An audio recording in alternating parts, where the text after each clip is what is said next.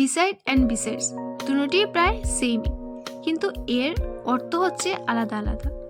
এখানে বলতে পারো তোমরা যে এটাতে শুধু তো এসি লেগেছে, নাহলে তো এই দুটোই সমান, কিন্তু না, এটি তোমাদের ভুল ধারণা। So hello students, welcome to my YouTube channel study collections. আজকে আমরা দেখব কখন একটি সেন্টেন্সে বিসাইড বসে এবং কখন একটি সেন্টেন্সে বিসাইডস বসে। এর একটি ভুল ব্যবহার একটি সেন্টেন্সকে পুরোই বদলে দিতে পারে। তাহলে দেখো, এই বিসাইডস এর মানে হচ্ছে কি? এর মানে হচ্ছে কাছে।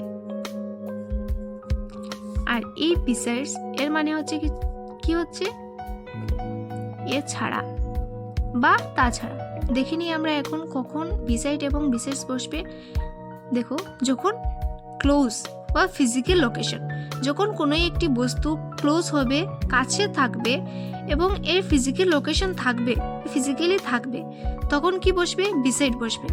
যেমন দেখি, for example, I set beside you. এখানে কি বসেছে? বিসাইড বসেছে, বিসাইডস বসেনি, কারণ এটার ফিজিক্যাল লোকেশন আছে এবং এটি পাশে বসেছে। পাশে থাকলে কি? বিসাইড বসবে। এবং বিসাইডস দেখে নেই, এক্সট্রা থিংস। যখন একটি সেন্টেন্সে যখন একটি জিনিসের বদলে এছাড়াও আরেকটি থাকবে, তখন কি বসবে? বিসাইডস বসবে।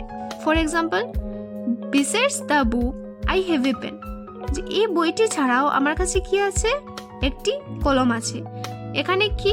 একটির বদলে আরেকটি এক্সট্রা থিংস, এক্সট্রা জিনিসের, এক্সট্রা একটি পেনের কথা বলা হয়েছে, তাই এখানে কি বসেছে? বিসাইডস বসেছে। বিসাইডের মানে কাছে এবং বিসাইডসের মানে এছাড়াও, তাছাড়া কোনো কিছু থাকলে তখন কি বসবে? বিসাইডস বসবে।